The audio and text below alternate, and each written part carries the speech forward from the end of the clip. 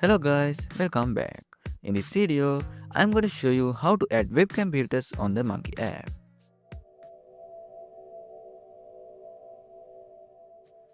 First, open your browser and go to the Chrome Web Store. Search for this extension and install it. Once it's installed, close all your tabs and open the Monkey app.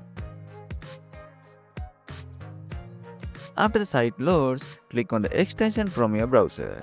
You can sign in if you want, but I am going to skip that for now. From here, you can start improving your webcam. You can add color filters, blur the backgrounds, adjust color correction and try many other cool features.